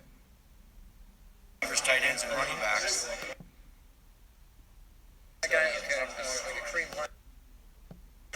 Beyond the top 3 quarters. He would take his plays from the pocket, like Carson Palmer, and can sit behind somebody for a year. Peterman a lot too. 10, for a team like Buffalo sitting there at 10, looking ahead at the top 9 picks, how unpredictable do you see this draft? Where that he would have to sit and watch and see how this happens. Well, he first call a plan. Look at the sidelines. Okay. Real learning curve. Here's a guy that never was under center, never in a huddle, never really had to call a plan. Look at the sidelines. Okay, run the play. I thought there would be a learning curve where that he would have to sit and watch and see how this happens. Well, first game, he starts and throws 4 touchdowns against Jameis Winston, and he hasn't looked back. I mean, he shocked me. So he led me to believe that, hey, these spread guys can make this transition if they're willing to work at it, if they have a good football IQ, if they're committed to their sport to make this transition. How much of that, I got to ask, because I made 3 videos about that specific game. How much of it was the intelligence of that game plan to borrow from elements from Chip Kelly's offense and then install them? Some designs I had never seen before in the league at that point because I tracked it. See, I think some coaches in the National Football League are like set in their ways, like this is my offense. Yeah. You have to learn it. Right. I was kind of like that. I thought you were better than that. Come on. Come on, Steve. Jeez. But the Vikings did that for Sam Bradford last year. You know what I mean? Yes. They didn't put him under the center with Adrian Peterson in I formation. Right. They said, okay, what does he do best? He's gonna be in shotgun, and we're gonna sling it. We're gonna run the spread. And so that's what Tennessee did. Or Doug Peterson with Carson Wentz. Yeah, you got to do some things that you give the kid a chance to be successful, right? So I think what we're getting now, more so than ever, sure, we're getting, here's pro football, and we're kind of stuck in our ways, sort of. This is the way we've done it. But we're getting, Mitchell Trubisky hasn't been under the center since the 6th grade. So, and it's not just the quarterbacks that have been the spread guy. It's the running back. It's the offensive lineman in a 2-point stance. It's the run-pass option. It's all the stuff that's coming up. So pro coaches would be remiss if they didn't incorporate some of that, because that's what these kids do well. That's what they know. And so they incorporate some of it now in their Which game. begs this question that I posed of Redskins coach at the NFL annual meeting. I said, is it now that college football is more innovative than NFL? And he nodded yes. Yes. Thoughts? What we're seeing is no huddle, 90 plays. We're seeing a lot of points, a lot of yards. We're seeing poor defensive tackling. We're seeing the effect that it has in sub packages in the National Football League. If you go back, do this. Go back to Joe Montana when he beat the Cincinnati Bengals, when he saw John Candy over there. Yeah. Remember that? Right, yeah. Half of that drive from the 92 yards out was in base personnel. Right. That's right. Yeah, in red formation. Red formation. With receivers' hand on the ground. I mean, it was like, okay, they did 3 receivers a few times. Well, that doesn't happen anymore. There's a fullback in the game. Half the teams don't have a fullback. The game has changed. And 3 times that drive, we went double tight. Just, to buttress what you're saying. So the point is that the game has changed, has evolved. We're more of a nickel kind of a passing game now than smash mouth, 3 yards in a cloud of dust, Woody Hayes stuff, all right? Why is that? Well, because the rules say we should. The rules allow linemen to grab, okay? The rules allow the wide receivers to run free, right? It's like a freeway out there. They can't be touched by anybody. It's amazing. I mean, when it allows quarterbacks to go back in the pocket and they're protected. You can't hit me in the head. You can't hit me in the knees. You can't hit me. Don't touch me. I got a red jersey on. And if I go out there, I can throw the ball away. I mean, when Jerry Rice was playing in his early years, he got pounded. He got beat up. When Brett Favre was playing, he got beat up in the pocket. It was harder. It was more dangerous to throw the ball over the middle, right? Yeah, Absolutely. Now these guys are protected. So rules say throw the Right, ball. right. Throw the ball. Remember how the Steelers manhandled receivers in the 70s? Oh my God. You know, Andy Big- Russell. No, blunt. And so it's Steve Young never threw a bubble screen in his life. That's true. Steve Young never was in shotgun in his life. Right. You know that? Right. Yeah. No, Joe Right. Montana That's was. right. Steve was never in a shotgun. That's right. Brett Favre didn't go to shotgun until halfway through his career, which was like 43 years. Okay, so the game's changed because of the rules. Those guys didn't throw bubble screens and college screens. They were illegal. You couldn't walk down the field, but the rules say do it now. So when you watch these quarterbacks, when Patrick Mahomes throws for 734 yards against Oklahoma, he could have had 850 because he missed a couple of posts. Well, a lot of the throws are out there, and a lot of the yards are out there because you can now. Now everything, you get a playbook. There's Coach Huey's. There's a guy named Coach Huey. It's actually a kind of a. I thought you were talking about Hugh Jackson. Oh well, No. no, Coach. I sent him an email the other day. That's another. I sent a play to him. That's another story. Okay. But the whole point is there's something called Coach Huey's Forum.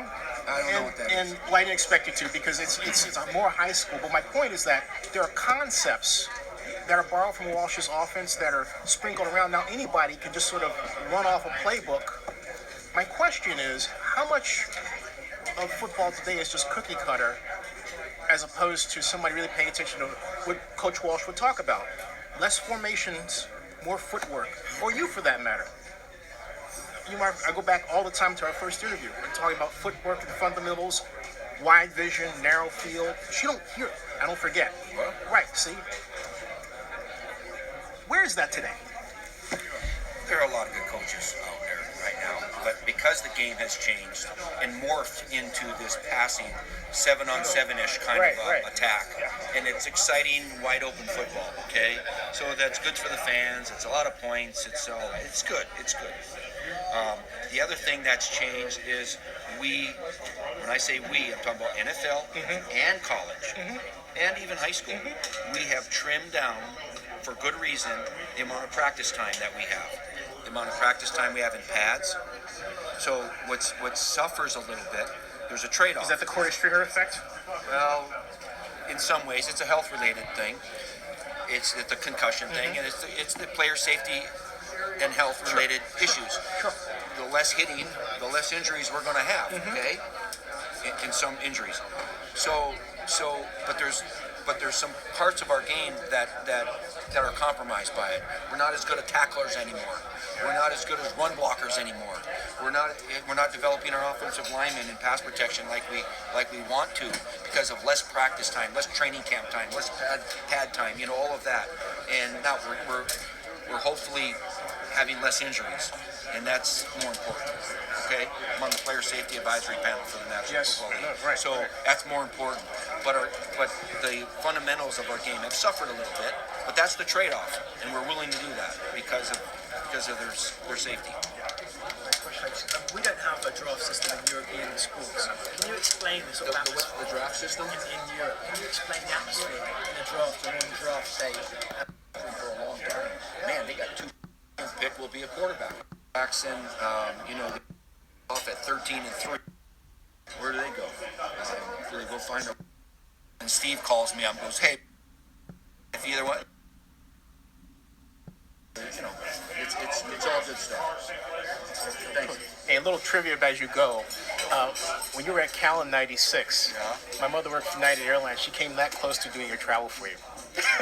She was telling me that. Came that close. That close, yeah. It was like the travel thing with everything else. But who's your favorite quarterback? Of all time that I coached? Yeah. See, you're gonna get me in trouble because if I say Steve Young, then Brett Favre gets pissed off at me. And if I say Brett Favre, then Steve calls me up and goes, "Hey man," and then if either one, then Ty Dittmer calls me up and goes, "Hey Mooch, I thought we were closer now. You guys on 3 teams of mine." And then Garcia goes, "Hey, come on, I went to the Pro Bowl for three times." And so I'm staying away from that one. Smart guy. Hey, Pat Barnes at Cal was a heck of a player too. He was, Took for 321 Why a didn't you game. take him in the draft? I thought you were going to take Pat Barnes. You took Druckenmiller. Druckenmiller. What was up with that? Beast. No, Did you watch him roll that tire and all that stuff? And yeah, but no, Pat Barnes Quit was. blaming me for all You're those talking to a draft golden choices. bear. God, come on. Truck Druck was, Pat broke his wrist in the Senior Bowl. Oh, I didn't know that. See? Do your Ah, research. okay. Yeah. Hey. I mean, and Jake Plummer, too. Wow, We went and worked him out. wow. We went and worked out Jake Plummer. And he was a good West Coast offense kind of guy. Jim Druckenmiller was one of the reasons that we didn't draft Tom Brady. You go, what? Listen to me. I'm all ears. Jim Druckenmiller was a big, strong drop-back passer from Virginia Tech. He threw for 500 yards against Nebraska. Okay? Yep. Tough guy, I love him. Good-looking dude. But I didn't work him out coming out for the draft. He was my first year. I didn't work him out. Marty Morty, we worked out Pat Barnes because I knew him from Cal. Worked him on him. Worked out Jake Plummer. Those were West Coast offense kids. We were kind of informed that Druck would be gone before we picked the 28th or whatever. So don't even worry about him. Well, when he fell to us, we took him. Yeah. But he was a drop-back quarterback. Steve Young was, I don't know, 37, 38 at the time. Well, what we learned after a year is, and Druck won a game for us when Steve got a concussion. He did, right. And Jeff Brom had a broken vertebrae in his back. He won a game against the Rams for us. But anyway, we learned that a drop-back quarterback was not our cup of tea. We wanted the athletic quarterback where we could run our stuff, the West Coast offense movement package. That was not Druck. So a few years later than that, when we were trying to replace, try to add a quarterback, Steve was gone, Jeff Garcia was our athletic guy. We were evaluating quarterbacks, and we put them into that two different pots. One was the athletic category, and one was the drop-back. Well, Tom Brady was the drop-back quarterback in that draft. He wasn't a West Coast guy. Right. So that's why Gio Carmazzi? Yeah, Gio Carmazzi was a Rhodes Scholar, 4'7", point guard in the basketball. I remember KGO had a field day with his name. Remember that? That was hilarious. I mean, so we thought we could mold a guy that's and Larry smart. Beal kept saying it. He could, and I know Larry personally. He was like, Larry, will you please stop? Stop, Larry. So anyway, he was the smart, athletic quarterback. That's why we thought we could get something out of the kid. We didn't draft drop-back quarterbacks, and I think the fact that Druck didn't work out for us was part of that reason.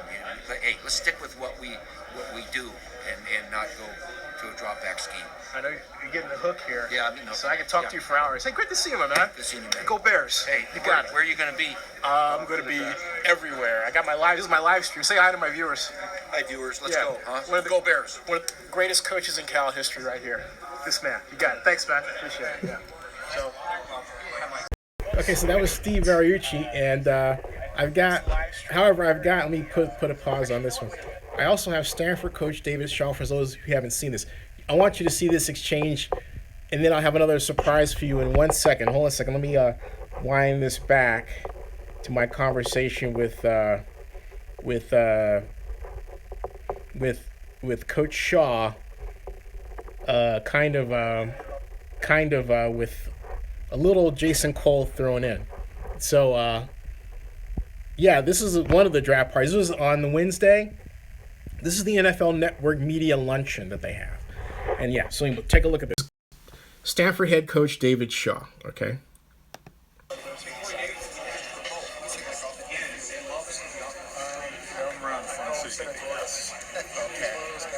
Wait, hold on a second. More Fs. This is not shifting because, Jason, are you jujuing my thing?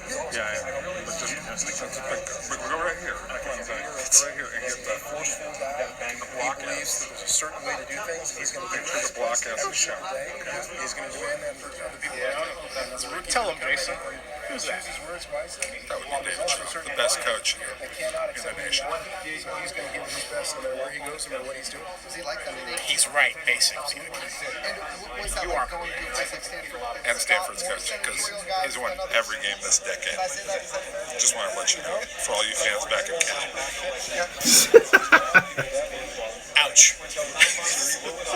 And then there's another half that is carnal, that is brutal, that is physical. And he's the perfect combination of those two worlds. So I think he's going to be extremely successful with football. I think he's going to be very successful outside of football. As an analyst this week, what's your guess for where he is? That's really tough. I would say he's a perfect fit at 2 with the 49ers. Going to that Seattle Seahawks type of defense where you're going to need jet penetrators up the field, which is what he does extremely well. But then also 3 in Chicago, where it's a defense that he knows extremely well. He'll be able to play interior pass rusher as well as play defensive end in it, and know the schemes and understand the calls. And I think those are probably the 2 best fits for him. And size-wise, he's okay as a 3-4 end, do you think? I think absolutely. At 200, once again, he's 21 years old. He's gained 10 pounds in the past year and a half. I think he's going to play at 285 at some point in his career. In the next couple of years, 285, maybe 290. But his attributes are explosion and physical nature and being relentless, and I think that fits anywhere. Appreciate it. Thanks. Hey, Coach Shaw, nice to see you. How's it going? How's it going with you? Pretty good. I'll ask you a question that Christian McCaffrey. Yes. A 20 carry, 30 carry back for a team to be done at the NFL? Absolutely. Now, week after week, that's tough to say, I think, for anybody. I think that's a tough thing to do. But I think this guy can. I mean, he's 205 pounds, absolutely. But you don't get a clean shot on him. He doesn't take a lot of pounding. This guy makes people miss. He's elusive. He gets dragged down more than he gets hit. But I think if you augment that with the way he's going to touch the ball as a returner and as a pass catcher, so I think he's one of those guys that can do it. 20 carries in a week, absolutely. And the next week he may have 15 carries and 8 catches for 110 yards. And I asked that question mindful of the fact that, well, against us in the big game, 90 yards, and he did it in a line buck. He's always mischaracterized. People don't seem to know how to place Mr. McCaffrey. Why is that? Is it, because they say he's not a power runner, and then I think of that, right? Yeah, they say he's not a power runner, but he probably broke more tackles than anybody in college football in the last 2 years. He is strong. He is physical. And before the combine, a lot of guys had questions about him, and I said, wait till you see him. So a lot of those guys, I started hearing from coaches and scouts at the combine saying, his lowers are bigger than I thought they were. He's built low to the ground. He's got big, thick calves and big, thick thighs. This kid's a strong, physical runner. And then he's so explosive and dynamic, he almost makes you take a double take because, so I think the biggest thing is it's hard to categorize because there's not a lot of guys like that. That's right. So for me, the biggest comparison is LaShawn McCoy. You look at LaShawn McCoy, who's 205 pounds, this guy's on the verge of having 10,000 yards rushing in his career, and he can carry the ball 25 times a game. They're the exact same size, exact same speed, almost like 1/10 of a second in the 40. These guys are both dynamic players, so I think Christian is more of the rule breaker than the rule. Hey, I'm curious, when you go into a season, do you have a series of goals and goals and objectives that you want to reach that you adjust for the season, depending on who your players are going to be, or We are absolutely. We are a place we talk about the process. Yeah. So we have. Because I watched your TED Talk twice. Oh, appreciate it. So you got it. We have process goals about things. This is not just what we want to achieve down the road, which everybody wants to win the national championship and your conference championship. Yeah, those are all great. Everybody has this, but how are we going to get better today? How are we going to develop the football team today?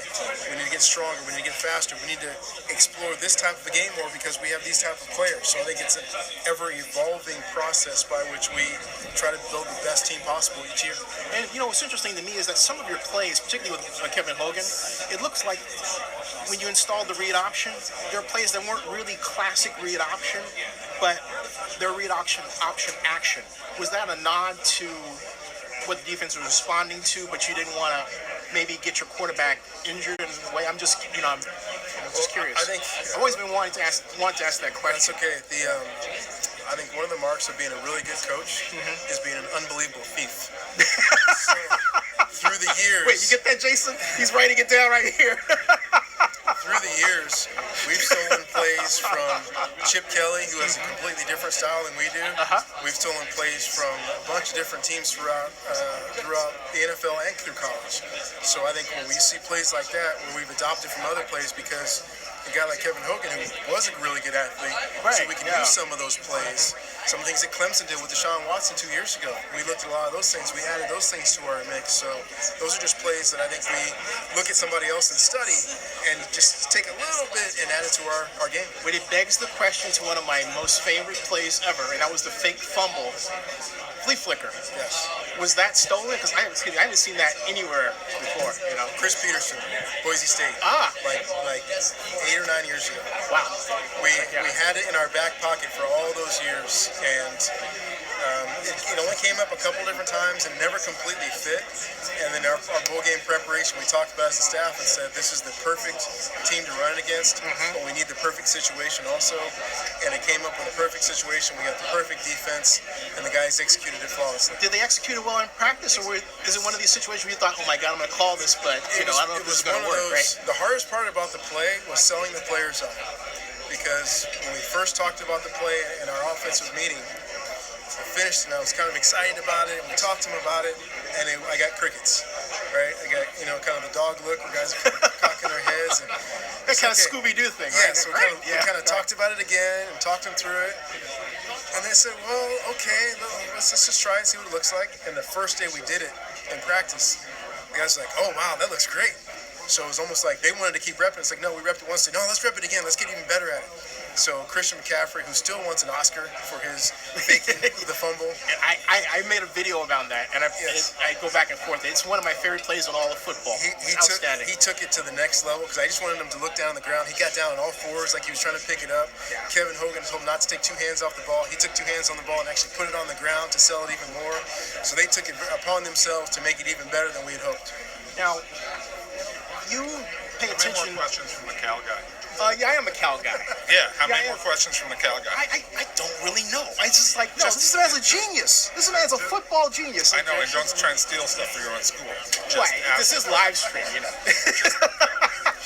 Now, curious though, your offense, a number of your offense have multiple receivers, and I say that because a lot of spread systems now don't have, let me be more exact in my description, multiple patterns. You had one, I think, where the tight end had 6 different ways the tight end could go depending on the coverage. And how do you make sure someone remembers that? I've always been curious how you coach that so that you get an accurate read. How does that, The biggest thing is having the right guys. Yeah. Having the right guys. Those Stafford guys are smart. Yeah. Never ask the guys to do something. Well, hold on a second. You like that, Jason? That's true. Sorry. So having guys, we've had a lot of guys in the past. Zach Ertz, Kobe Fleener, Dalton Schultz, our tight end now. He's very capable. So we have these things that we put them on. If they show they can do it, then we allow them to do it. So it puts the onus on them to prove to us that they're capable of doing it, and then we give them the opportunity to do it in games. What players do we watch out for in Stafford this year coming up? I think Dalton Schultz is a good one to look at. Bryce Love, Trenton Irwin is a receiver. J.J. Arcega-Whiteside, I think just to begin with, I think we've got a really good nucleus of young players that are coming along. And hopefully we have a good, diverse group that can make some plays. Your thoughts on the new Cal coaching staff? Nothing yet? I'm excited for them outside of one game a year. I can't imagine which game that is. I think Justin Wilcox. Do you know which game that is, Jason? I think Justin Wilcox is a great football coach. I think he's been a great football coach, a great defensive mind, but then also a very bright guy, a good recruiter, and a good guy.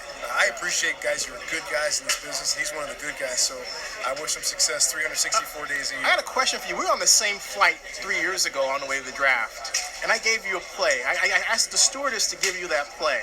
That was you, wasn't it? That was me. Yeah. Yeah, see, so I'm not seeing. He's like, what? Did you use it? I put it in my pocket. Thank you. Thank you. See, he put it in his pocket. He didn't put it in the trash. He put it in his pocket. He didn't say put it in the playbook. Well, but you don't know that. I saw an element of it against UCLA.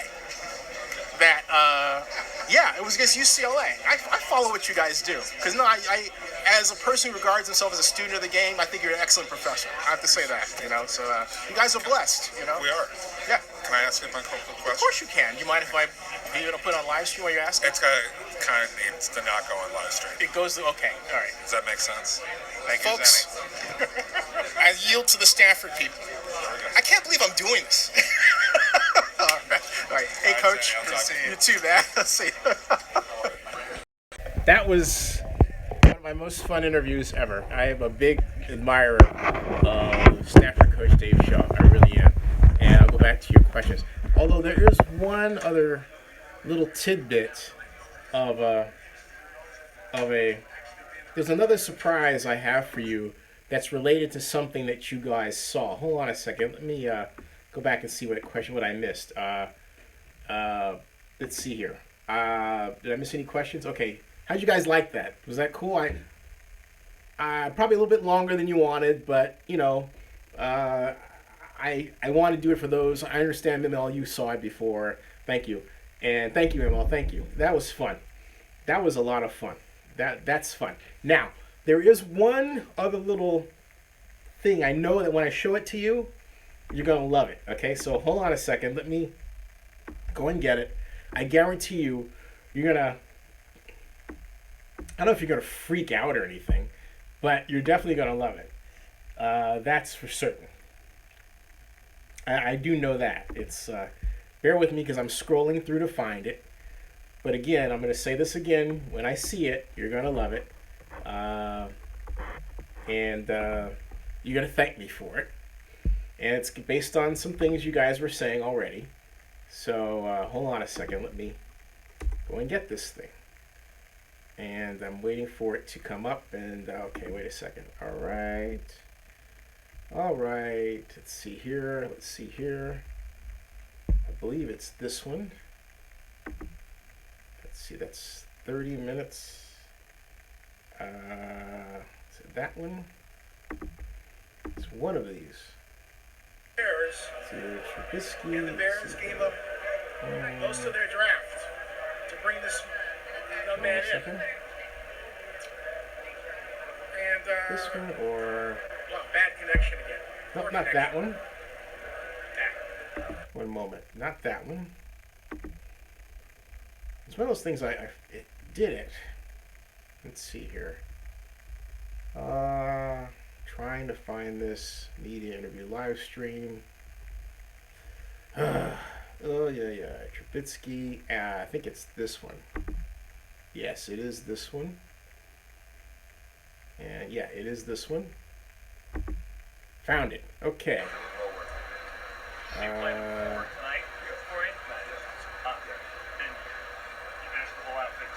Is right there. Okay. Yeah. Hey, tell them how to find you guys. Hey, tell them. Yeah. Okay. Let's see what is happening next. All right, found it. All right, folks, pay attention. Get ready. Or, as Samuel L. Jackson said in Jurassic Park, hold on to your butts. Or thereabouts. And switch over that. And hold on to this. And there we go. Go. And we'll go, and you guys are taking off. See ya. Hey, nice. Yeah. Hey, tell them how to find you guys. Hey, tell them. Yeah, she's in my Steve Sis video. Oh, what's your tweet? At Annie Agar. Annie, are you on YouTube as well, or are you?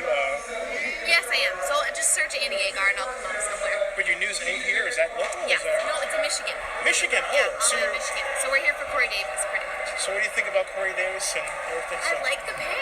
I was surprised that he went as early as he did, but I did like it. It's a good pick. So are you Wolverine or you? No, I'm an Ohio State fan. Ohio State. Okay. Don't tell anybody. See, I went to Cal. I don't have any friends in Michigan. Yeah. Oh gosh. Yeah, But it's okay. Yeah. Nice. It makes things more fun. Hey, Jeff. So nice to meet you. Great to meet you too. Have a good night. So now we're gonna. Hey, good night. So well, she's going to good night. I'm going to bug Rick Saratella, folks. Have a good night. You can see you guys go. Well, I can't root for Red because root for Red's like rooting for Stanford, and I'm with to Cal. Oh, don't do that. Okay, cool. Go. I live in Oakland. You're hitting all the marks. It's like, Nothing's working out. Western Michigan run. There you go. Great. He's a politician. Great comeback. Hey, thanks. See you later. See ya. Okay, there you go, folks. There's your surprise for those of you who enjoyed. For those of you who enjoyed my Steve Smith segment. I mean, she had very nice and had, I'll just say, the best outfit at the draft. I'll just keep it like that. Uh, that was fun. That was a lot of fun. Okay, so let's see here. 1:48.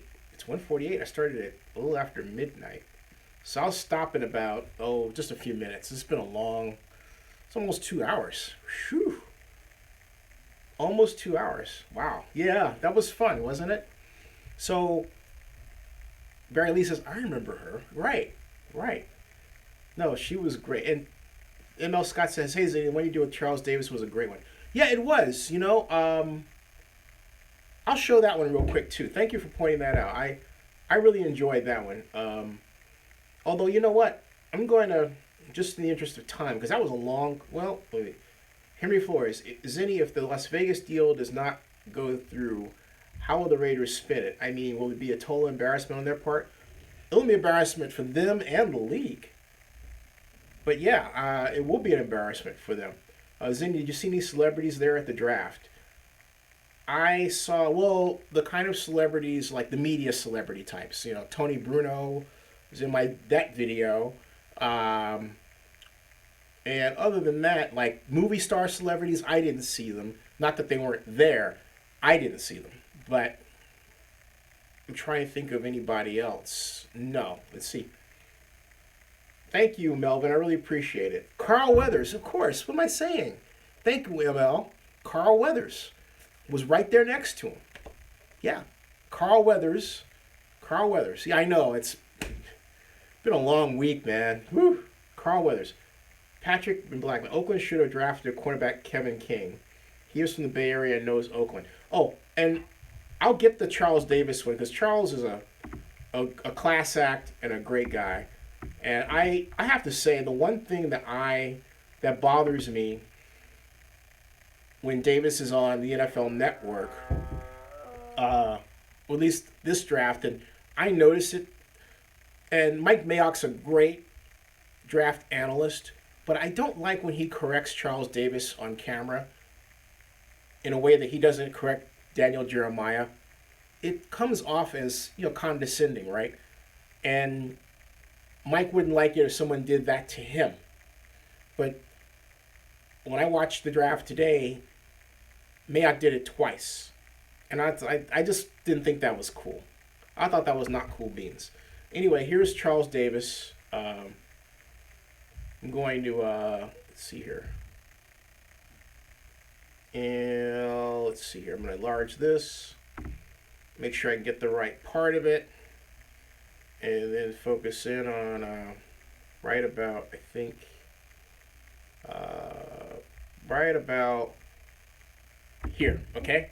And then I'll go over. Here is Charles Davis of the NFL Network and also CBS Sports. Hold on a second. Flip around. This is part of the conversation. So I'll unmute that. If I'm the Jets, I'm making so much noise about needing a quarterback. So I want to see if someone wants to come up and be a trade partner with me. Hey, so riddle me this. We'll see. Yeah. Having said that, riddle me this. Why is Myles Garrett a lock at number one in your view? I think because the game is still protect ours, rush theirs. And he's, at full speed, at full strength. Played with a bad ankle last year, so if you buy into him, that's what you get. He played with a bad ankle and didn't have the same production. But if you watch tape, he's double, triple on just about every play. And I played in an era where you ran 55 to 60 plays on defense because you huddled every play. Right. These cats are playing 85 to 90. It's track meet. Yeah. Pass rushing, bubble screens they're chasing. Zone reads, options, sweeps, every play is and you're hauling 300 pounds. One of my viewers wants to know, he thinks that Deshaun Watson's getting overlooked. You agree? Look, he's my number one quarterback because body of work, ability to elevate game in big game situations, but poise, smarts, all of that put together, grew his game as time went on. He has everything you're looking for.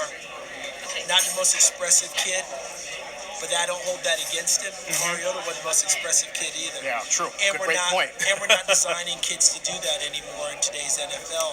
Today's college football, because we're not huddling. So I don't have 10 sets of eyes looking at me. Is that a bad thing? Well, if you're going the old school way, it is, because you're not allowing that kid is not becoming your field general as your executor. But as much as we say in the NFL, we need that guy, this guy, that. Right. We were 65% in gun last year. That's a great point. So Great point. And the game is merging more than it ever has, and for the first time, the college is actually moving things up to the NFL. Used to be that never happened. It's always moved down. And also, this is, I think, my 12th straight year. You're probably longer. At the No, draft. about that same. Okay, yeah. How has this changed over the time that we've been covering from your point of view? Well, we know it's getting bigger and bigger, but the reason it's gotten bigger is just that the fascination and the ability to feel like you have a piece of it is there for our fans. We all have tables. Fantasy football, I pick a team, right? But if I'm going to pick a team, I need to know who I'm picking. Right? Bill Parcells, right? You want me to shop for the you want me to cook the meal, then I need to shop for the groceries. Right. So all of our friends who are playing fantasy football, well, they're evaluating the draft to know who they're going to get. Fantasy football's really changed the game. Changed the game and the ability to watch tape. Yeah. They have access to all 22 tape, which fans never had before. And another viewer says, what are your thoughts on the Raiders at 24 and the draft needs in general for the Raiders? Well, I think the Raiders at 24, it'd be fun to watch because defense is still a need for them to help out Khalil Mack, to help out Bruce Irvin. I thought Reuben Foster. That could be the one. Yeah, because if he's going to slide down, he's a perfect Raider. Yeah, we're just going to win it and catch him. Yeah. Perfect Raider. Get an audience with you, man, is like trying to get an audience with a Pope. Wow, please. It's like, golly. You know better than that. This is the best in the business. I don't care what anybody says. Listen, an audience with the Pope actually means something. An audience with me. I'll high five you on that one, man. Good to see you, man. Good to see you. Got it. Cool. Hey Barry, thanks a lot, man. I understand you gotta go to bed. Yeah, I'm out there too, but I wanted to risk it, no biscuit. I wanted to get the for those who hadn't seen my Charles Davis segment, I wanted to get that in there. Folks, it's been a lot of fun. It's 1:55, and so tomorrow we're gonna go a little bit earlier. I'm gonna have my friend Tika Thomas on to do a recap and talk about startups and everything. A little bit of a shift, and then we'll go back and talk more football and sports and everything else, and get ready for the NBA playoffs too. So that's what's happening. Did I get any other questions? Patrick M. Blackman says, Charles Davis has tremendous insight and doesn't act like a know-it-all. With that insight, you would think he would come off as a know-it-all. He has a very smooth way of presenting what he knows. But again, Mike has this, talking about Mike Mayock, has this way of correcting him on the air that I think is very just disrespectful. And he doesn't do it a lot, but he does it enough to be noticeable. He doesn't do it, for example, with Daniel Jeremiah or anyone else. But I notice he does it with Charles Davis. And I don't know if he's threatened by Charles's knowledge or what. There's something there that it's gone on for a while that I don't cotton to. And I don't know if Mike is aware that he's doing it. Mike has to be aware that he's doing it because of the time it takes. But on air, it comes off as, it's like, well, you explain to the viewers what this means. Explain to the viewers what that means. And it would be the equivalent of Charles saying to Mike, explain what a dancing bear is. Okay? I mean, to some who know football, it might seem obvious, but what do you mean dancing bear? Why do you say dancing bear, right? It would just, or it would be, or another term that Mike may use. I don't know. But something that dancing bear is kind of obvious to football people, but not to everybody, because someone could watch it who's not in the football and say, what does he mean by a dancing bear? It might seem obvious to us as football aficionados, but to someone who's a casual viewer, no. Okay? So, but imagine Charles Davis doing that with him, right? Just saying. Anyway, Charles is classy and humble. He really is. He really is. And so I'll keep trying to find stuff on the B of A stuff. I have it. And I think, Maniac, you're right to ask. Keep asking. Keep me on my toes. ML Scott, wasn't Charles Davis the one that said no risk it, no biscuit?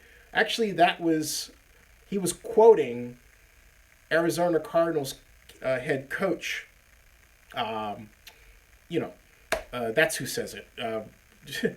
Coach is Bruce Arians.